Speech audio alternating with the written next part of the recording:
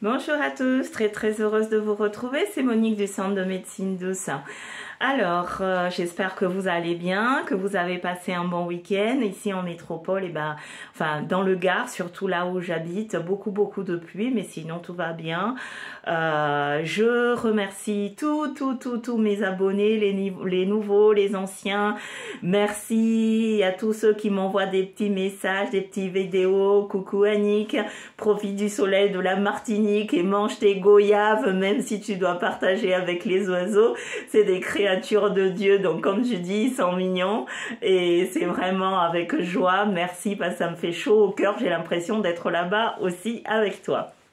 Alors, justement, j'avais déjà fait une vidéo concernant donc le pouvoir du sel et je vais en refaire une aujourd'hui, mais comme si vous êtes comme Annick, vous vous retrouvez au bord de la mer, c'est le pied, allez vous baigner tous les jours pour purifier votre aura, c'est génial, ou ne serait-ce que marcher au bord de la mer, c'est top.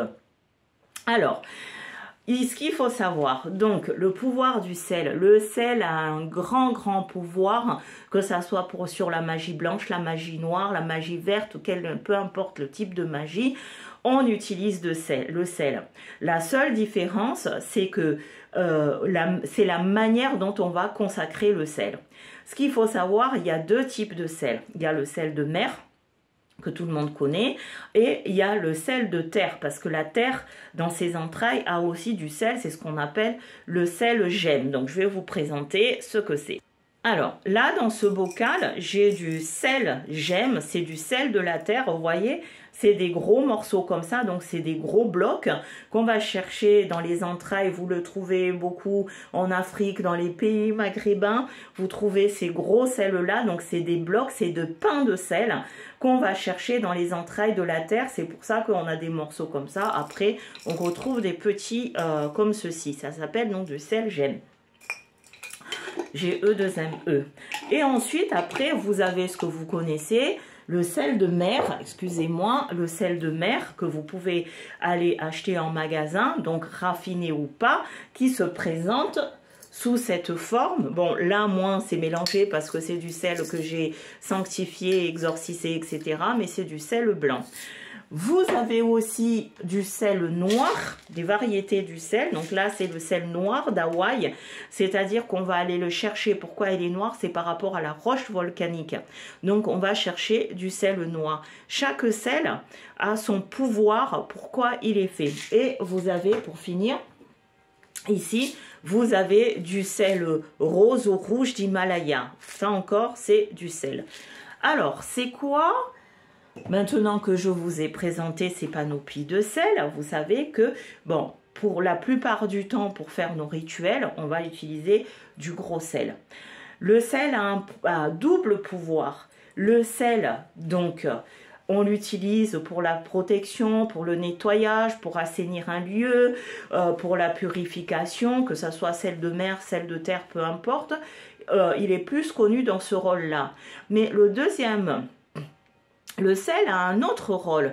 Son rôle, c'est d'attirer. Il a un pouvoir catalysateur qui attire aussi des bonnes énergies. Je vous ai dit tout à l'heure, la seule différence, c'est la manière dont on va l'exorciser, la manière dont on va le programmer. Parce que le sel, c'est un minéral, c'est des cristaux. Hein, c'est comme si vous allez prendre une pierre. On va donc lui transmettre de l'énergie de ce qu'on veut. On va le programmer comme on programme une bougie pour faire du bien ou du mal. Le sel a le même pouvoir. On peut très bien faire du bien avec le sel comme on peut faire du mal. Alors, je vous montre comment.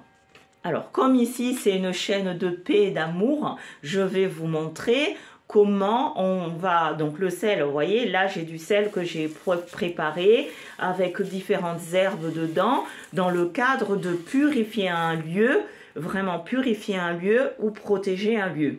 Comment on fait? Vous allez acheter votre sel au magasin, ou peu importe, vous allez acheter du sel, du gros sel de préférence. Et une fois que vous avez eu ce sel, vous allez le mettre sur une assiette, enfin un récipient, un contenant blanc de préférence. D'accord? Donc là, nous, notre objectif, c'est de se purifier, de se nettoyer avec ce sel. Donc, vous prenez le sel, vous le mettez donc dans ce récipient blanc et vous allez poser la main gauche, enfin, poser un petit peu élevé, vous voyez si vous avez l'assiette comme ça, à 10 cm. Vous allez donc faire une invocation plus la bénédiction du sel. Vous pouvez trouver la prière de bénédiction du sel sur internet.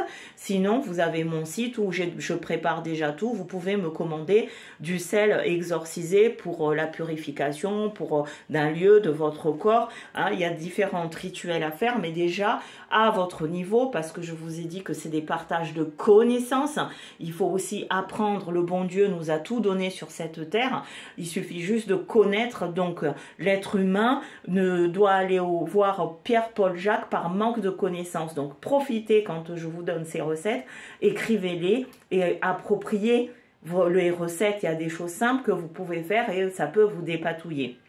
Donc, la main comme ça, parce que ici, dans les creux de la main, hein, on va magnétiser le sel en lui disant, par exemple, je t'exorcise, créature du sel, afin que tu puisses m'apporter donc la joie, l'amour, éclairer mon étoile, me purifier. Enfin, vous dites ce que vous avez envie de dire et pour que je brille aux yeux de tous et que je sois protégée. Merci, merci, merci. Très important.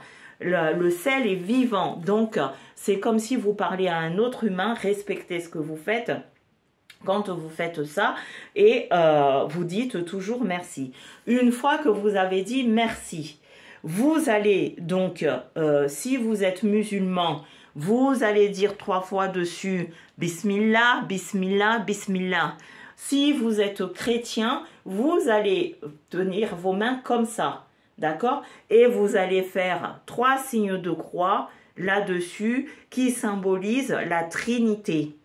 La Sainte Trinité, le Père, le Fils et le Saint-Esprit. Donc, une fois que vous avez fait ça, Amen, vous venez d'exorciser votre sel pour qu'il vous protège. Donc ce sel, vous pouvez le mettre partout chez vous, dans les 4 coins de la maison. Vous pouvez aussi, l'utilisation, si vous pensez qu'il y a des énergies négatives, vous allez prendre un grand récipient, vous allez mettre 3 poignées de sel dessus et vous remplissez d'eau. Vous laissez en plein milieu de la pièce que vous pensez charger. Le matin, le soir, vous prenez tout ça. Vous allez le jeter donc dans un cours d'eau ou dans le lavabo parce que le sel, ça vient, si vous avez utilisé le sel de mer, hein, on va l'emmener avec l'eau. D'accord? Donc ça, c'est vraiment pour vous purifier, pour vous nettoyer. Vous pouvez aussi, il fut un temps dans nos campagnes, ici en métropole ou en Madagascar ou en Martinique, nos ancêtres, nos grands-parents avaient toujours une petite pochette en cuivre ou un petit baluchon blanc où ils avaient du sel collé à leur hanche. Donc ceux qui travaillaient à la campagne, etc. Donc vous pouvez prendre un petit carré de linge blanc, comme ceci, hein, un peu plus grand, bien sûr 20 par 20, de tissu blanc de préférence. Dedans, vous mettez votre sel, vous fermez le tout et vous mettez ça dans votre sac à main ou si vous allez dans un endroit où vous n'êtes pas trop en confiance, vous le mettez côté cœur, poche gauche, vous traînez votre sel et quand vous avez fini de faire ce que vous avez fait, ben, vous déposez le sel quelque part ou vous le videz et vous recommencez. Voilà un peu. Alors, le sel, celui-ci rose, quand on veut attirer, on utilise plutôt donc le sel d'Himalaya ou le sel gemme quand on veut attirer quelque chose. Donc, comment on fait? Je prends ce sel, comme d'hab, je vais lui dire, sel, je te demande donc, je te bénis, hein, parce que c'est la bénédiction du sel. Je te demande de m'apporter prospérité, bonne santé, joie, que ma semaine ou mon mois ou que ma vie soit toujours illuminée, que je sois toujours dans le bonheur et sous ta protection.